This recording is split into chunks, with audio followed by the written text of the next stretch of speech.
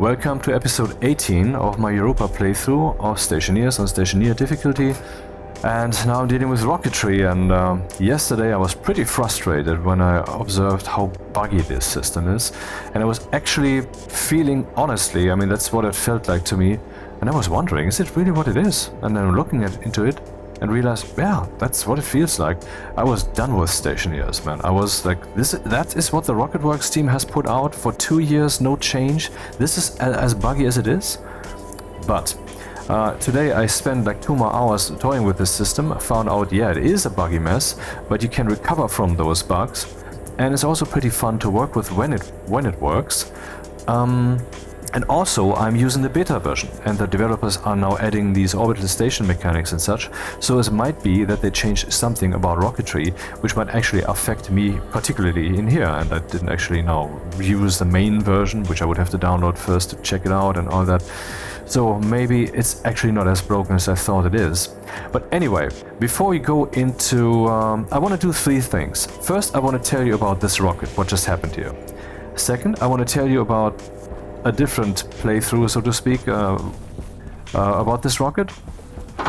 I mean, okay, I'm currently, there's some gas in there that doesn't exist. I use the addgas command to test something. First, you know, I want to debug the game, basically. And second, I want to break free. No, I want to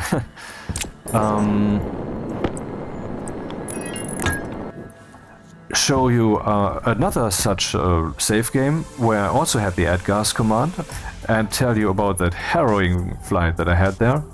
And then last, I want to load again with the addgas command situation and show you a bit about Rocketry, and then I want to return to the actual playthrough. That's the plan here. Maybe I will actually even change this into just a Rocketry video, so this will not be episode 18 like I just said it would be.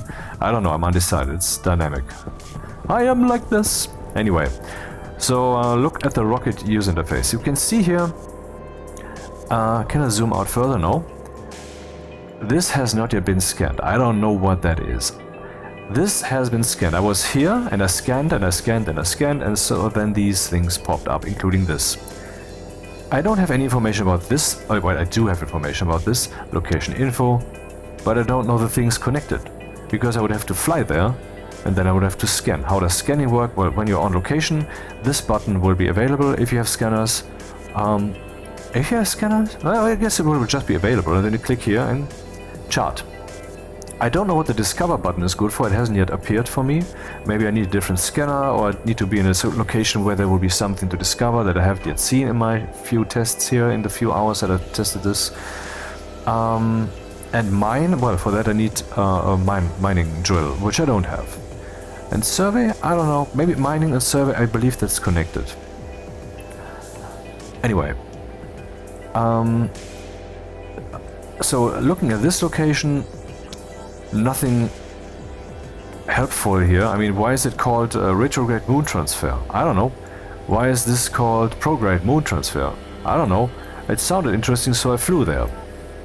And then I went. Then when I was there, I clicked on chart, and then there were progress bars here for my scanners. I have 3 scanners, and they were all not moving. So I turned on the 3 scanners, which of course consumed more power, and then progress bars were fitting here. Every time one was full, that gave me a score of 30. And I had to reach a certain score, so that was adding up, and eventually I had that score, and Shazam things were popping up here. And these are the things that popped up, including that. Let's look at this. What is that? Ursa. Location info. We can see here it has silver deposits, cobalt deposit, lead deposits. We see how big this is until it's mined empty, I would assume. Density, I guess, well, I don't know really what that means. Maybe if the size is the same, but the density is higher, the overall yield will be higher, or you will mine faster. I don't know. Richness, okay, I really don't know exactly what this means. Here we would find silver, cobalt, lead. Here we have basic fragments. What we would find here is iron, copper, silicon. More interestingly, when I was flying from Europa, where the base is, up here to orbit and scanned everything, we found this IO, we found this Ganymede, and in my previous addgas test here, there was also the case that I found those, but this was different. This was a different thing, pretty sure. Then I flew to Io and scanned, and then I found some deposits like these ones with, for example, copper, and that would be cool because copper is a shortage that we have in the game. It would be cool to use rockets for this if that is feasible. But the actual interesting thing here is this is the rocket that I built in episode, wait, this is 18, 17, 16. 17 is the one with the great thumbnail where I thought, god damn it, fuck this game. But 16 is the one where I built this, and it's built minimally. There are 4 types of engines. 2 are gas engines and 2 are liquid engines. The pressure-fed liquid engine, it has the highest efficiency, 160%, and that's the one that I started with on Creative to try out. I didn't even know it was the most effective one. Supposedly also the hardest one, but it was really easy. I mean, all I had to do, add gas some fuel mix into the big tank that I had here. The umbilical was pumping that over into the liquid tank that I had here, and so then I had a simple volatile oxygen fuel mix, and then I had and I turned the engines on, and the thing was not flying. And so I thought, hey, maybe the pressure needs to be higher, and so I added a pressurant valve, which would then give some gas pressure into those liquid pipes that were going from the tank to the engine, and then at Bandcamp, and then I pumped from a tank that I put there. I think that was oxygen gas. Anyway, and then this thing was flying, and it was fast, and it worked, and all was good. So that was the pressure-fed liquid engine. The pumped liquid engine would require you to pump the 2 fuel ingredients separately, and to then make sure that the overall ratio is correct, else it will not burn efficiently, or you will be wasting fuel. So in my opinion, that is not, like other people claim, a simpler way to do it. With the pumped engine, you know, easier than the pressure fed. I think the pressure fed is easier because then you have already the pre-mixed fuel mix, and you don't have to worry about that problem because mixing fuel isn't so easy. What if the temperatures are different? What if the temperatures are different? Also, would I have a tank here into which I premix that and then I pump it in there or whatever? I don't know. Now the gas engines, they are the same. We have one that is pumped, that is this, that is not this one. That's the one where you also have to take care about the ratios. There would be 2 inputs, I guess. And here we have the pressure fed, which has just 1 input. By the way, the liquid pressure-fed liquid engine that I had talked about, that I had used, has 2 connectors. One is for the fuel and one is for a heat exchanger. I don't know what that's good for. Can I use the heat of the engine to heat something up here, or vice versa, or I don't know.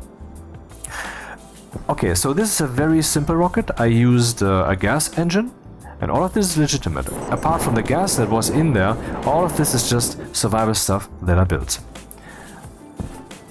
So a very short rocket, that's why I have called it butt plug. Butt plug 1, and I have had successes with this thing, unbelievable. And that's what I'm talking about here right now. This little assembly here was already very successful. That is how I mean, this map that you saw there, god damn it. I did that entire map with that rocket in 1 flight. So I flew out here.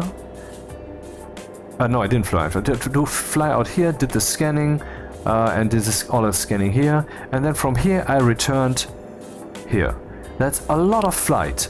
And if you look here, we can see the battery is now at 32%. I believe it was at 40 or 48%. And then I started recording this video and started blabbering, and so all that time I guess consumed some battery. Which it does. If you look here, the rocket battery is currently consumed with 200 watts. That's because the engine is still on. Maybe I should turn that off. Not that it matters much. Then I can also turn off the avionics, which consume 50 watts. But 50 watts are still being consumed by what? I mean 10 watts. They consume 10 watts. 50 watts are still being consumed by the uplink. That's indeed a fact. If I go out there, turn off the uplink, this will show 0. Or wait, can I even know what it shows? Now I'm not sure if they determined that correctly.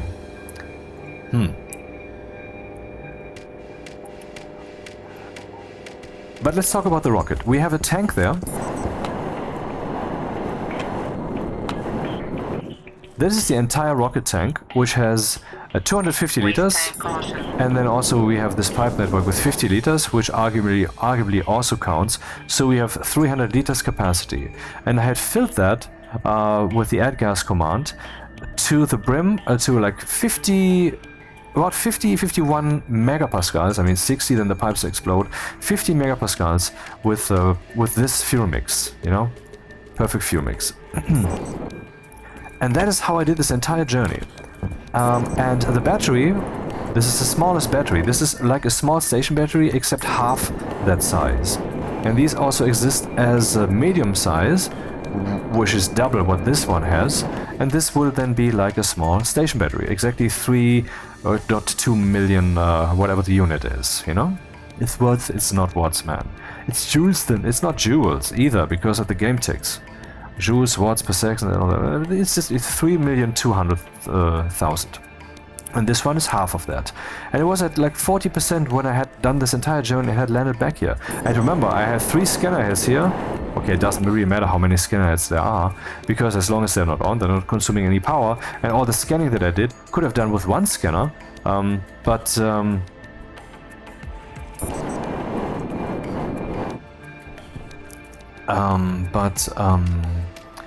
Then it would have taken longer, respectively. So I guess 3 scanner heads is more efficient, because then you scan faster, because you can turn all 3 of them on. Because even if the rocket is not doing anything, it's still consuming power. So when it comes to power saving, having more scanner heads seems to be more efficient. On the other hand, we have to consider also that if the rocket has more mass, which it has if you put scanner heads in, then it will have to, well, it will have more mass that has to counteract. With this engine here, I achieved a maximum thrust of 16, I think, 0.1 kilonewtons, even if I turned the volume pump up higher. And believe me, in the last few hours I've gathered ample experience that if you turn it up too much, at some point you will have an exploded pipe, which will bring us to the next reload of this, where I will show you a flight that actually worked, even though basically all pipes were broken. Yep. Hunger, caution.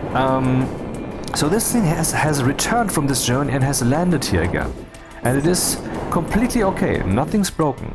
Okay, condensation is happening in the pipes. Maybe I should use insulated ones. Too bad this one cannot be insulated. And this will cool down here with the surrounding atmosphere. I don't know if this will also happen if the rocket were closed, because it was not closed. I set it on the journey like this. Yep, that works. And that is something I have yet to figure out. And maybe we'll do this in part 3 of this pre-survival playthrough part of this video. Where I will do normal testing like I just did. I mean, in part 1 and 2 I will only show you the outcomes. So a really minimal rocket, a very simple gas engine, the smallest tank that we can put in here, the pipes that were necessary for me to get the show on the road. Maybe there's a better way to do this, but this is how I did it. So if there would be a better way, that would mean that we would have less volume here, and so we would have less fuel. But imagine, here we have 44, 78, let's say 120 moles. Wait, that's 80, that's 90, that's 50, let's say 140 moles. We have 140 moles of standard fuel here. That was way more before, way more. I was at 50 megapascals here. I mean, now a lot of it is liquid, so that changes things, or lots of things are now colder, much colder than it was before. But let's say it was, let's say we have 2 megapascals now, and then I had 50. So I actually managed to get this thing back and land it manually, and then I still had some fuel left, but it was really close. I mean, all of that worked out. I'm not saying behold my boss, I'm saying that absolutely minimal rocket here can do all those things. So it's not like putting these minimal things on here will not give you anything useful. This is already useful, this thing. And so that's good to know, because then I don't have to change it once we get back to the extra survival. So let me load the other save game. Here we go again, and that's the rocket that I actually got back from orbit and landed successfully in this state. How? Well, by cheating. But how did I cheat? See, this is the same rocket as before in principle, but it was a previous attempt, before the one that I just showed you. And so the tank was here, and to add gas, I looked at the tank and I didn't see the ID. I didn't make the authoring tool, which would have allowed to do that, with which you can see the identity of this individual pipe, and so forth and so forth. But instead of just use this thing, look at the pipe network, so that we get the idea of the entire combination of all those pipes, and then I added gas and so forth. And then at some point I had, I guess, used too much power, and it was very early in the flight, very early, I think it wasn't even in orbit yet. And then the message in the log told me pipe burst from overpressure. That's when I didn't yet know that the maximum thrust that I can achieve with this thing is 16.1 kilonewtons. How do I know this now? Well, very simple. You turn up your whatever increases your thrust, and at some point you see it doesn't increase further, and if it doesn't, then you must ask yourself what's currently happening in the rocket. And what I indeed observed also was that if I pumped this thing up a little bit stronger than would be helpful, and then reduced it again, the rocket would still keep its high thrust, and then eventually would reduce. Why? Because this pipe, or whatever, probably, yeah, must be this pipe, probably had some very high pressure, and that pressure was still feeding into the engine. And then eventually the pressure was used up, and so the thrust fell below the maximum possible thrust. It fell to the thrust that the volume pump would now currently deliver. That's the principal behavior, and that's in principle the behavior. But anyway, here it was different, because here we have this broken pipe. And so I had to crank up the pump a lot, and then I had to use the addgas command again and again. And now and only it was when it had landed that I saw what the state of the rocket is. So I had been adding gas into this pipe the whole time, which was then leaking out here into space and leaking out here on the pump's target side into space, but something was still going through, and that is how I managed to fly around in space and then land again in this ridiculous fashion, and actually manually landed this thing. That was quite the adventure. Okay, now let's load up not the proper playthrough, but this thing in a properly charged way, so we can demonstrate how that actually works, since this is primarily at the moment this is how rockets are to be operated video, where I also want to show you what happens when some bugs kick in. What do you do then? How can you solve them? Hopefully I got this figured out now. Well, I didn't have the save game again, so I just had to remake this. Now we had 57 megapascals. I'm pretty sure I did only 50 last time. Yeah, I let them moan. Nothing bad's happened. Okay, now let's send this thing into orbit. Sorry.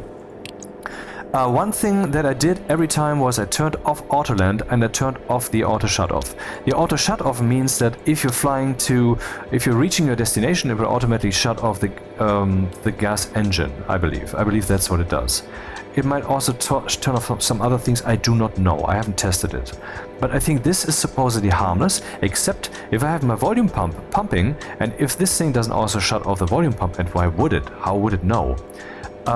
Then this would mean that the volume pump keeps pressurizing this end pipe between the pump and the engine.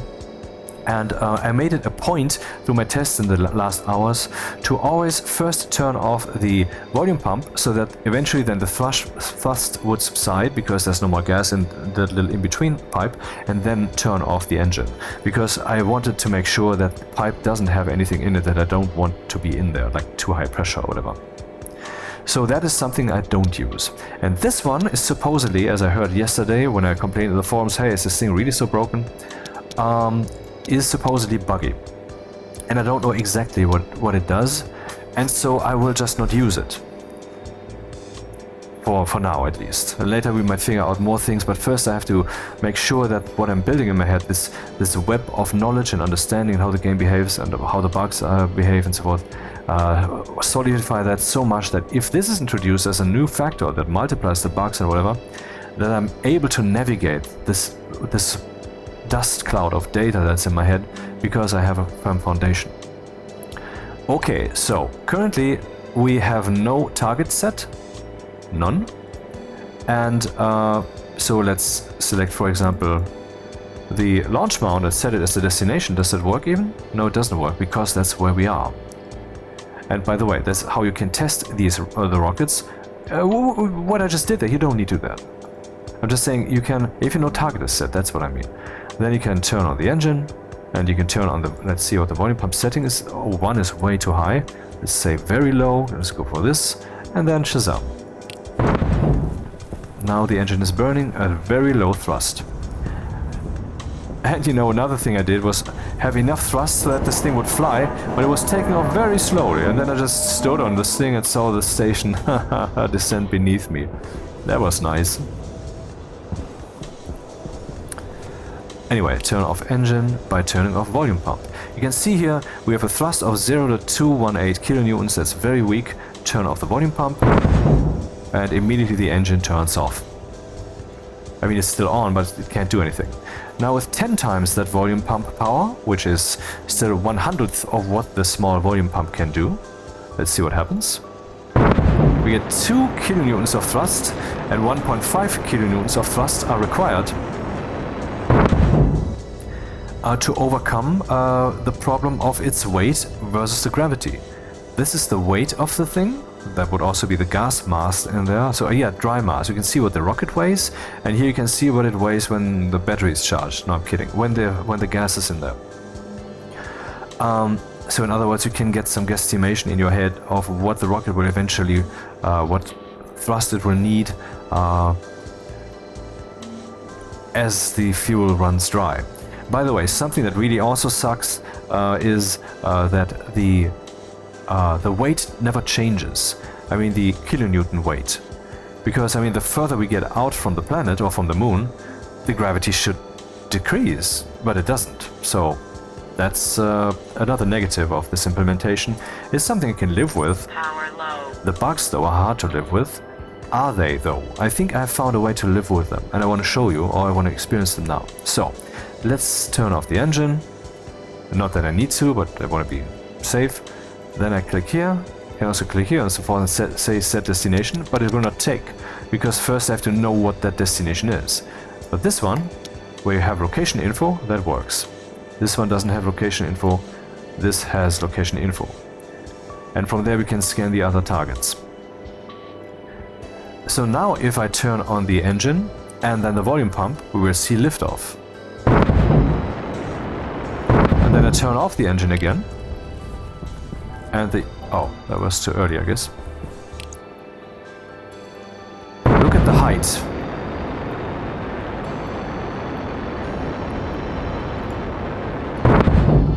What?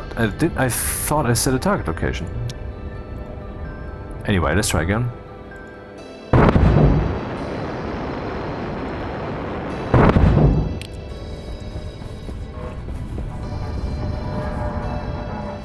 So that's in principle how that thing behaves.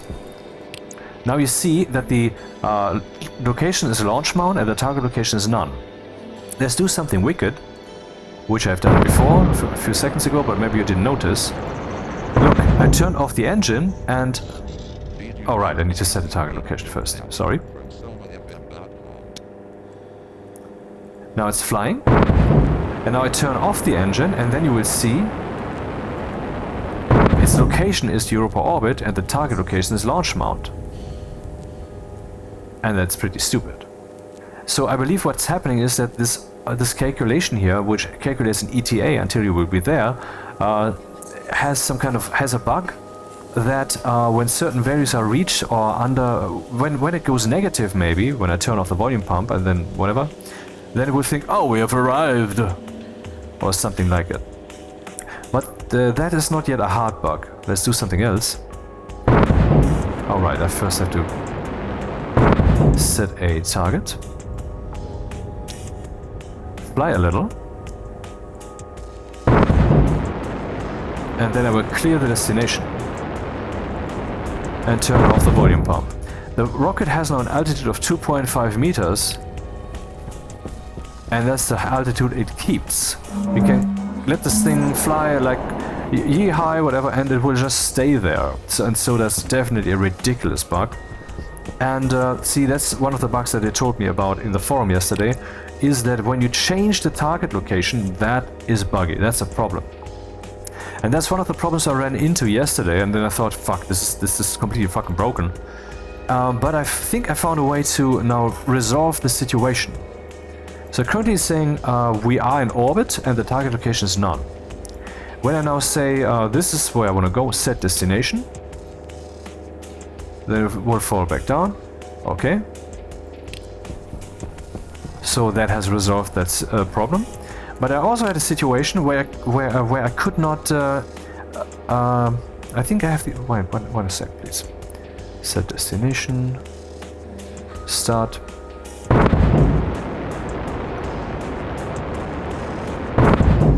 Clear destination, and immediately. I mean, even though it still has ground velocity. Yeah, what is ground velocity? See, you will have when we're taking off or flying relative to the moon, basically, when we are map-wise on this axis here, then you will have the ground velocity. Otherwise, you will have the I don't know what it is, orbital velocity. I don't remember.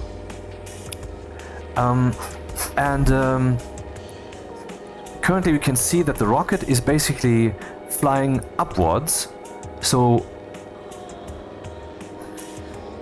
let me see. Yeah, the altitude would currently ascend because we have a positive ground velocity. If it would be 0, the altitude would hold steady. If this is negative, the rocket is falling. And then also we get here some impact velocity estimate. And well, if you clear the destination, then the whole thing just dies. It freezes. So what happens now if I say go back to orbit? The current location is supposedly the launch mount. And now I cannot go, it doesn't work, it doesn't work. I cannot set the orbit location. And so I would think this whole thing is broken. I have to reload the game, but I think you don't have to.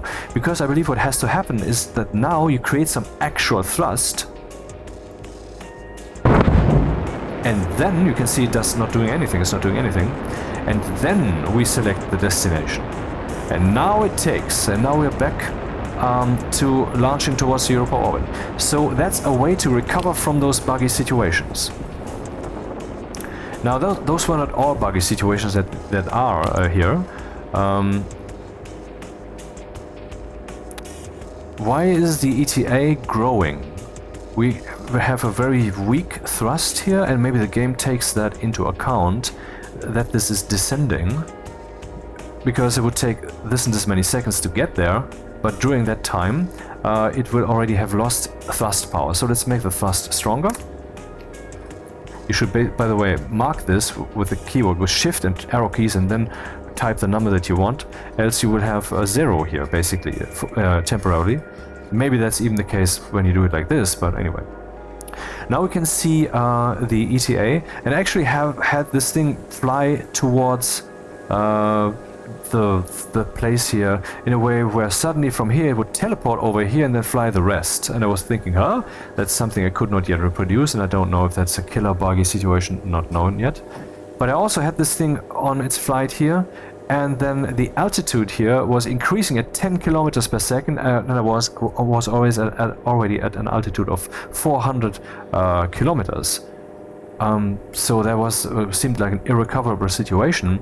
But then I did my usual bug recover activities here, and that actually took, and then I still had a positive thrust of 4 kilometers per second. So that was still increasing here, but this was slowing down, and then it didn't wait it out. It would have taken hours. And then I could possibly have landed it again. So even though that's completely redonkulous, because that would be, I don't know, out here already, so the game is completely faking it here, you can at least recover from that. So now we're flying there, and this is the thing that matters. For example, if I turn off the volume pump now, then it has no longer any acceleration and no longer any thrust. We are still having positive ground velocity, and so the height is still increasing. That though is decreasing now, and we would then eventually fall back to the launch mount. Maybe that what is showing here, current location Europa orbit, which is not where we are. We are not there yet. And the target location launch mount is actually not quite a bug, but it's just expressing, dude, what will happen now is this thing will now fall to the launch mount. And that will make sense. But what about this then? I give it thrust again, so the ground velocity increases again, and it's still claiming the current location is Europa orbit. And if you keep doing it like this is when I reach like 4 kilometers per second acceleration and so forth, it will never arrive. It will never arrive because the target location is launch mount. You remember that this thing was levitating in the air, right? If you have no valid target location, it will not fly anywhere. So let's clear the destination, see what happens. Yeah, nothing is operating here, so the simulation is not realistic, it's just broken. I hope that the Rocketworks team will now be forced, so to speak, to revisit this as they're implementing the orbital stuff, which will then eventually have the orbital station update, I guess, and that will have tons of people using this and see what a shitty broken mess it is, and how fakey it is, and that you don't even have loss of gravity the higher you are in the air, and so forth. So can we recover from this now? Let's see. Current location is launch mount, target location none. What if I set the launch mount as the target location? Doesn't work. Can I set this as the target location? No, I cannot. So we're currently in a dead state and have to reload. Is that so? No. Because that's what I figured out. If you can give this thing some thrust,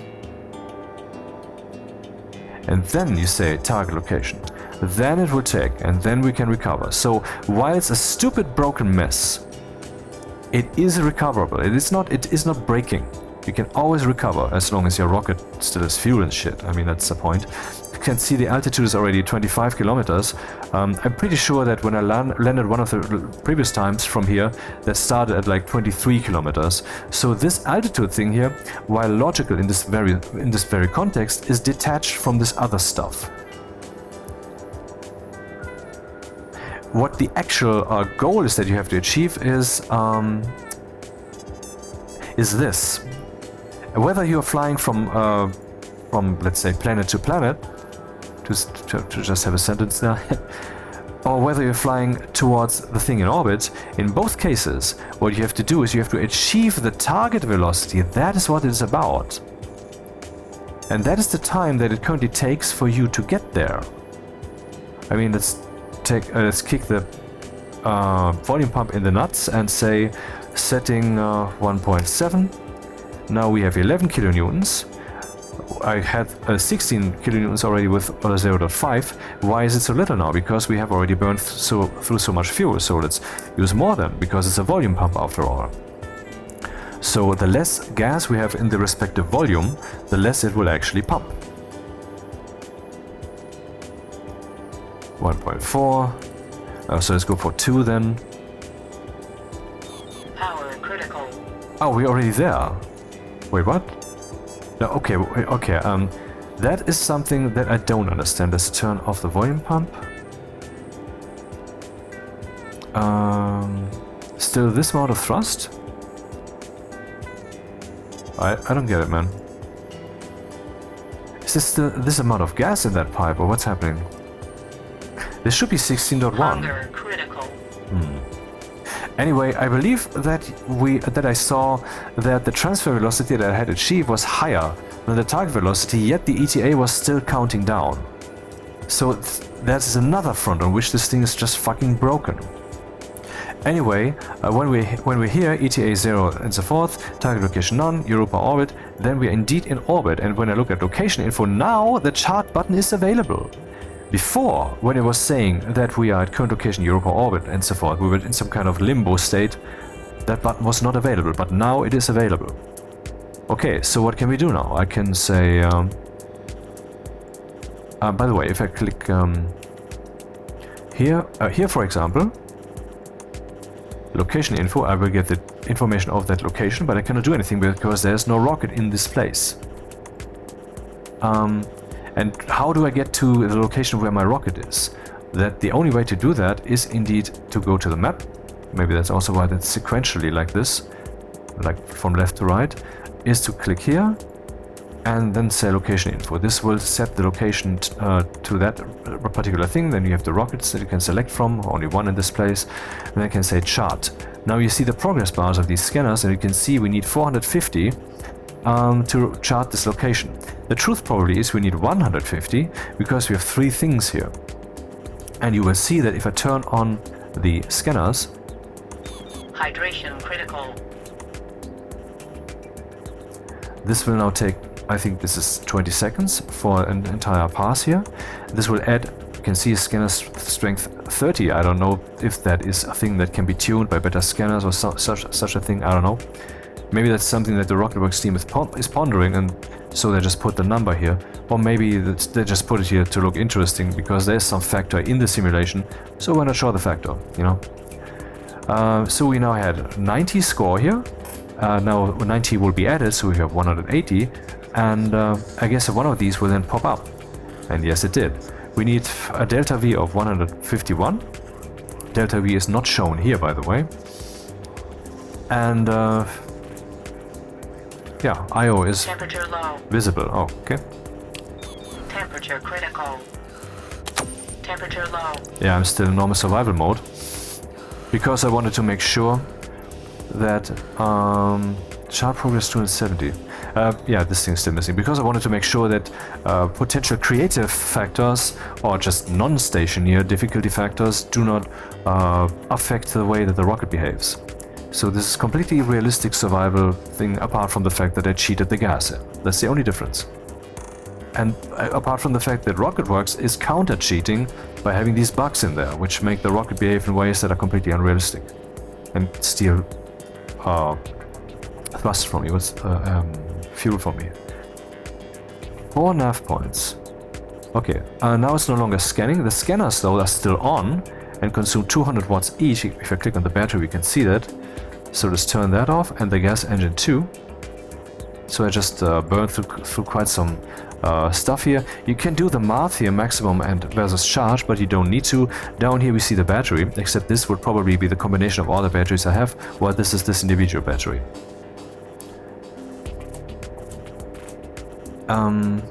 Okay, now let's look at the map. These are the nav points. What is this? Prograde moon transfer. The same thing again. Okay, maybe I was mistaken the previous time that I was looking at this. Let me just deal with that. Next thing we're gonna do is I'm gonna fly to, I believe, Io, and then we scan from there. And then, but no, I guess we don't need to do that, right? I already showed you what you would see then. So, maybe this video actually has served its purpose, you know? Showing some of the Rocketry problems and the workarounds. Or should I turn this into a survival playthrough now, as planned? I mean, I still want to play, but should this be a separate video? That's the question. I would say yes, because the shorter the video, the more likely people are to click on it to find out how to fix their Rocketry problems. So, sorry for the announcement at the beginning. This is not the actual episode. See you again next time.